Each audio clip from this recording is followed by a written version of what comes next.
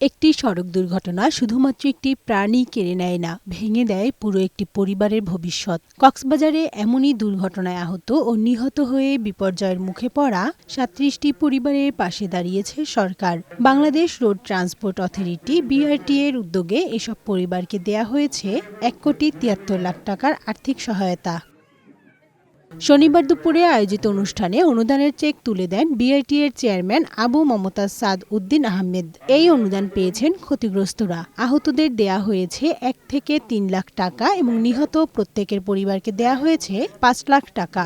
আমি কয়েকদিন আগে মাস্টার গাড়ির অ্যাক্সিডেন্ট করছি। আমি এখন সরকারের ডাকায় আমাকে কিছু টাকা দিছে।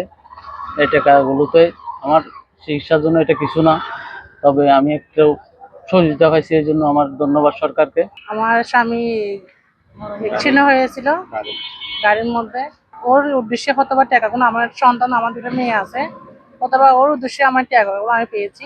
এই টাকাগুলো নিয়ে আমার দুইটা ভাতিজি আছে, ওদের নিয়ে আমি লেখাপড়া করা লাগবে, চিকিৎসা খরচ আছে, ওনার ওয়াইফের চিকিৎসা খরচ আছে, এটা নিয়ে আমি এটা ব্যবস্থা করতে। সড়ক দুর্ঘটনায় ক্ষতিগ্রস্তদের চিকিৎসা ও পুনর্বাসনে এই অনুদান সহায়ক হবে বলে আশাবাদ ব্যক্ত করেন BRT এর চেয়ারম্যান। আমাদের সড়ক পরিবহন আইন এবং সড়ক পরিবহন বিধিমালা অনুযায়ী আমাদের রোডে রাস্তায় যেগুলো প্রাণ ঝরে যায় তাদেরকে আমাদের একটা সরকারের পক্ষ থেকে একটা তাদের সহযোগিতা করার একটা বিষয় রয়েছে। আমরা এটাতে হাত দিয়েছি যাতে এটা তাদের জায়গায় আমরা পৌঁছে দিতে পারি, যাদের হক এই হকটা তাদের কাছে পৌঁছে দিতে পারি।